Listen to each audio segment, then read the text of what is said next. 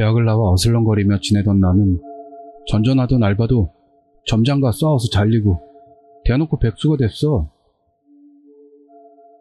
하지만 새로운 알바 같은 거 금방 다시 생기겠지 생각해서 며칠은 빠찡코로 때우면서 제멋대로 지냈어. 그러던 어느 날 친구와 밤늦게까지 술집에서 한잔하고 돌아갈 때 술 좀 깨려고 그 근처를 걷고 있었더니 노숙자가 가고 있는 걸 발견했어. 지저분한 차림새, 비닐봉지를 들고 샌들 같은 걸 신고서 터벅터벅 걸어가고 있었어. 중간까지는 방향이 같았기 때문에 나도 모르게 뒤를 쫓는 형상이 된 나는 이게 참 노숙자가 어디서 자는지가 신경이 쓰여 그대로 미행하기로 한 거야. 노숙자가 들어간 곳은 고가도로 아래였어. 그곳에는 다른 노숙자들이 살고 있는지 골판지 상자로 만든 집이 여럿 있었고 블루시티의 파란색이 밤에도 비쳐 보였어.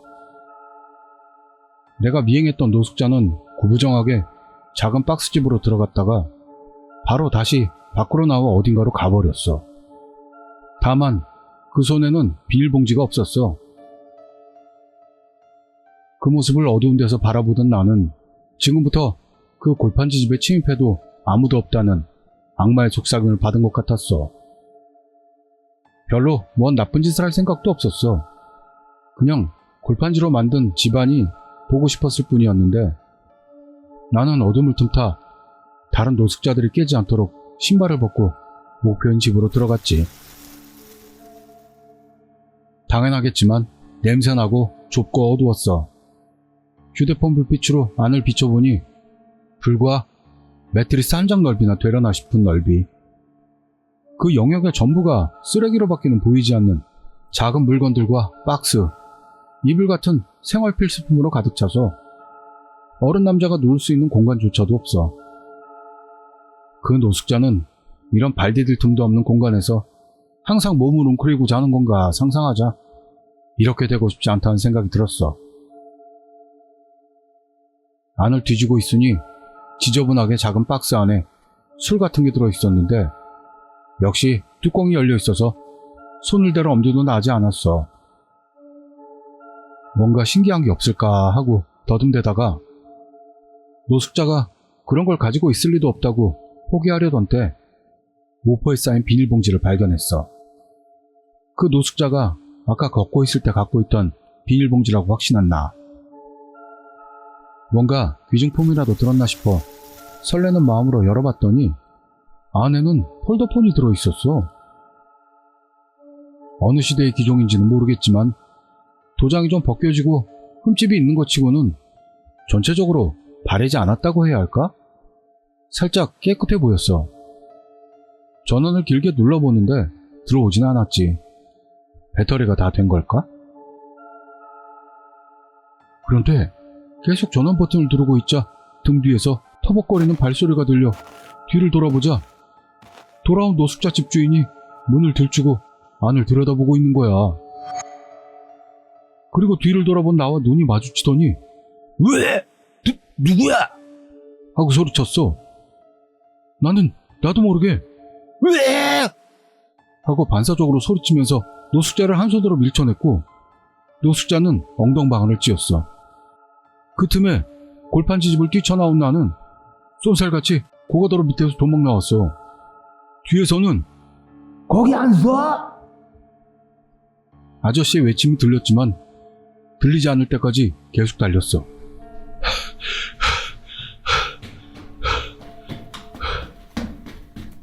그리고 헉헉대면서 노숙자를 따돌린 걸 확인한 나는 얼떨결에 가져온 폴더폰을 주머니에 넣고 그대로 귀가. 그저 노숙자 사는 곳을 견학할 생각이었던 게 절도까지 저지르고 말았다고 이불 속에서 나는 죄의식에 시달렸어. 이래선 노숙자보다 못한 범죄자 아닌가 스스로를 질책했고 이번에는 그 노숙자가 외출할 때라도 몰래 제자리에 돌려놓자고 생각했어. 멍청한 나는 물건만 원래대로 돌려놓는다면 내 죄도 사라질 것이라고 생각했던 거지. 하지만 다음날 아침의 일, 폴더폰의 내용이 신경이 쓰였던 나는 충전기를 사와서 전원이 들어오나 시험해 보기로 한 거야. 호기심을 이기지 못해 노숙자가 폰에다 뭘 저장하고 있는지가 너무 보고 싶었어. 충전기를 꽂으니까 램프? 그런 게 들어와 있으니 아직 살아있는 것 같아. 전원을 켰더니 시간은 걸렸지만 정상적으로 켜졌어. 자, 어떤 게 들어있을까? 어차피 야동 같은 걸 거라고 생각하면서 데이터 폴더를 열었어. 아니나 다를까 야동이 가득 들어있었어. 야동 같은 것들은 예전 기종이라 그런지 화상도 동영상도 지금과 비교하면 경격이 화질이 구려. 뭐 보지 못할 수준은 아니긴 해도 역시 노숙자들도 이런 걸 보고 자기 위로를 하나보다 해서 웃음이 터졌어. 장르로는 직장 여성이나 여고생물이 많았어. 그대로 그 폴더를 뒤적거리는데 폴더 안에 다른 폴더가 들어가 있었어. 제목은 2000XX년 땡월 땡일이라는 날짜뿐. 뭘까 싶어 열어보니 썸네일만 봐도 알 수 있는 이상한 이미지가 가득. 침을 꼴깍 삼키고 긴장한 손가락으로 조작 버튼을 누르자 한 장의 이미지가 표시됐어. 손발을 밧줄로 묶인 초등학교 남자아이? 그런 인물의 이미지였어. 입도 테이프로 막아놓았는데 그 아이의 얼굴, 특히 우측 뺨이랑 눈 언저리는 두들겨 맞은 것처럼 부풀어 올라서 분명 범죄 냄새가 나는 이미지라는 걸 깨달았어. 뭐야 이거? 위험하잖아. 다음으로 하나 아래 이미지를 열어봤어. 아까의 남자아이가 누워서 웅크린 모습이 나와. 촬영 장소는 차 안처럼 보였어. 차 뒷좌석도 그것도 봉고차처럼 넓은 시트 위에 구석된 남자아이가 누워있고 약간 창틀 같은 게 보이고 있어. 그 외의 이미지도 폭행당한 듯한 남자아이의 사진이 계속돼서 나의 정신은 그 고통을 앞에 두고 오염이 돼가는 거야. 그런데도 차례차례 폴더를 파고드는 건 보면 안 된다는 걸 알면서도 도망치고 싶지 않은 그런 감정이랄까? 하지만 다음 이미지를 연 순간 나는 손으로 입을 막았어. 남자아이의 목이 잘린 이미지였어. 눈이 반쯤 떠진 공허한 느낌, 혀도 흘러나온 느낌으로 너무 끔찍했어. 나도 모르게 폴더폰의 십자 버튼 같은 것을 눌러 다음 화상으로 옮겨갔어. 다음 사진은 여중생 정도의 소녀였어. 남자아이와 똑같이 차 안에 구석된 것 같은 구두. 나는 좋지 않은 예감이 들었어. 그래서 보지 않았지. 이 폴더폰은 위험하다. 아니, 이 폰의 주인인 노숙자가 위험한 놈이다. 나는 말도 안 되는 걸 가지고 왔구나 후회했어. 이 폴더폰을 가지고 파출소에 가야만 할 것 같았지. 하지만 냉정하게 생각해보니 안에 들어있는 이미지가 예를 들어 진짜라고 해도 그 노숙자가 스스로 찍은 것이라고는 할 수 없잖아. 어딘가의 사이트에서 다운로드 받은 그런 취향의 사람일지도 모르니까. 그 경우 경찰한테 내가 노숙자의 물건을 훔쳤다고 자수하는 꼴이 되는 거야. 만약 그 노숙자가 범죄자라면 그야말로 이런 흉악한 범죄를 일으키고 잡히지 않았을 리 없다고 나는 다시 생각했어. 그렇다면 이 폴더폰은 처음 예정대로 노숙자가 없는 사이를 노려 잠자코 돌려놓으러 가는 게 현명하다고 판단해서 나는 전화기를 침대 위에 던져놓고 마음을 달래기 위해 빠찡코로 향했어. 딱 한 판만 하려고.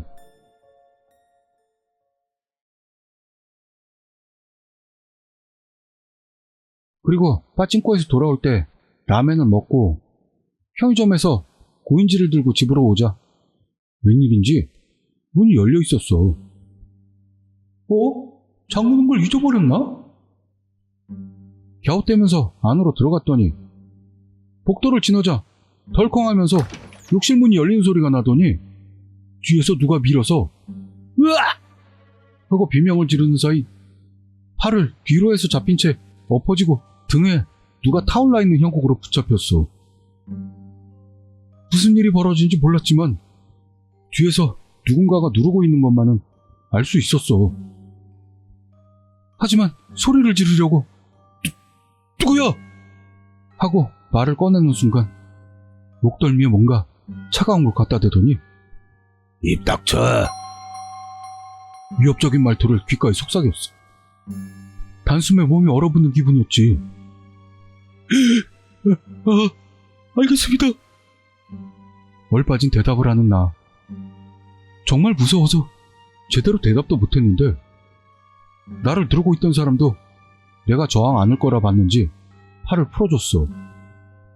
동시에 등 뒤에서도 떨어졌기 때문에 나는 풀려나자마자 천천히 뒤를 돌아봤어.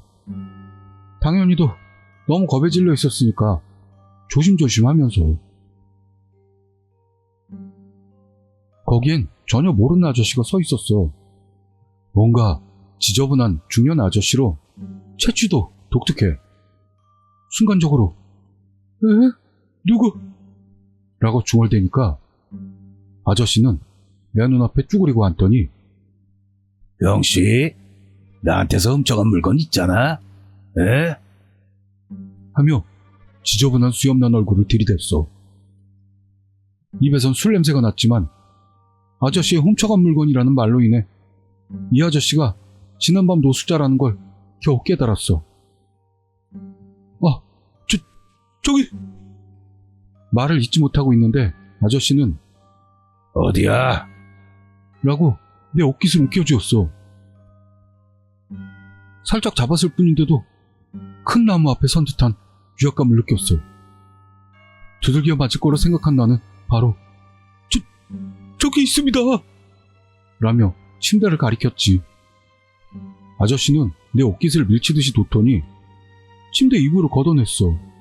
그러자 모포에 파묻혀 숨어있던 그 폴더폰이 탁 하고 바닥에 떨어졌어. 폴더폰을 집어든 아저씨는 그 자리에서 폰을 열었지. 그러나 바로 미간을 찌푸리더니 나를 바라봤어. 어이, 형씨, 봤어? 에?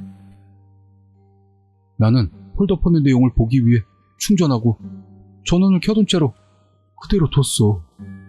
큰일이다 생각했을 때는 이미 늦어서 그냥 솔직히 계속해서 고개만 끄덕였어. 아저씨는 에이, 하고 한숨을 쉬면서 뭐라고 혼잣말로 중얼거리기 시작해서 나는 어떻게든 이 자리에서 벗어날 수 없을까 몰래 주위를 둘러봤어. 최악인 건 아저씨는 현관까지 가는 통로를 막고 있는 것처럼 서 있었고 나로 말할 것 같으면 놀라서 주저앉아 있어. 게다가 우리 집은 2층이라 도망갈 길은 없었어.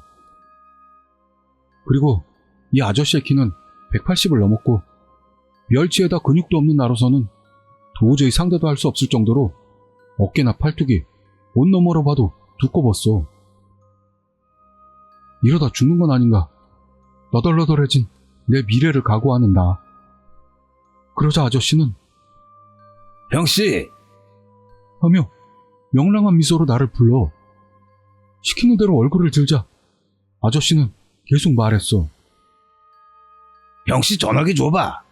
그럼 쌤쌤이지? 에? 아저씨는 자기 취향이 내게 들켰기 때문인지 내 스마트폰을 요구했어. 나로서는 내용을 보여주는 것 정도로 훔친 걸 용서해준다면 더할 나위 없는 제의였지. 맞지 않고 끝나는 건가 싶어 네, 여기 있습니다 하며 스마트폰을 주머니에서 꺼내 아저씨 앞으로 내밀었어. 아저씨는 웃더니 폰을 받아들고 한참을 바라보더니 뒤집어 보기도 하면서 뭔가를 찾았어. 그러더니 뭔가 메모를 마친 아저씨는 내게 스마트폰을 돌려주고 나서 형씨, 이제 사람 물건을 도둑질하면 안 돼. 어떻게 될지 알겠지? 라고 다시 내 눈앞에 허리를 숙이고 말했어. 나는 네, 정말 죄송했습니다. 완전히 겁에 질려 눈도 마주치지 못할 정도였어. 이것으로 아저씨는 돌아가겠구나 생각한 바로 직후 아저씨는 갑자기 내 머리채를 잡고 끌어당겼어. 아! 하고 소리 지를 새도 없을 정도로 빠르게 끌어당기더니 이미 키스라도 할 정도의 거리에 아저씨의 짙은 얼굴이 있었어. 알겠어, 형씨.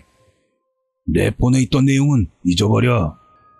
만약 나 있는 대로 경찰이 온대도 나는 이미 거기에 대한 죄를 씻고 출소한 상태야. 그러니까 말야, 잡혀가도 금방 나온다고. 그럼 보복으로 형씨랑 형씨 친구들에게 내가 뭔 짓을 할지 모르는 거야. 에? 알아듣겠지? 진짜 빤스에 지르고 말았어. 주르륵 지르면서 나는 머리를 휘어잡힌 채 부들대면서 고개를 위아래로 힘차게 꾸덕꾸덕했어. 몇 초 동안 아저씨의 날카로운 눈빛이 나를 노려봤지만 내가 눈물을 흘리면서 시야가 흐려지자 아저씨는 순식간에 미소로 돌아오더니 알아주면 좋겠네. 형씨도 아직 젊잖아. 하지만 상대는 신중히 골랐어야지. 머리를 놓더니 내 어깨를 툭툭 두들겼어. 아저씨에게서 풀려난 나는 무릎을 꿇듯 무너지고 아저씨는 말없이 내 옷깃과 구겨진 옷을 깨끗이 정리해줬어. 그리고 마무리라는 듯 양어깨를 가볍게 두드리더니 그럼 난 간다. 형씨도 잘 살아. 씩 웃었고 터벅터벅 발소리를 올리며 집을 나갔어. 그때 아저씨가 계속 신발을 신은 채 우리 집에 들어왔다는 사실을 처음으로 깨닫고 신발 하는 멍한 생각만 새어나왔지. 이렇게 홀로 남겨진 나는 내 집인데도 살아있는 기분이 들지 않고 한동안 멍한 상태였어. 그 이후로 아저씨가 내게 접촉해오는 일은 없었어. 친구들에게도 전화를 돌려 이상한 일은 없었는지 모두 물어봤는데 아무 일도 없었던 것 같아. 결국 그 노숙자 아저씨의 폴더폰 내용물들이 다운로드 받은 건지 그 아저씨 본인이 찍은 건지도 모르겠지만 그 사람이 출소했다라든가 죄는 씻었다 라고 말했으니까 아마도 전과자일지도 모를 일이야. 이번 사건은 내 자업자득이었지만 정말 죽을 뻔한 경험이었어.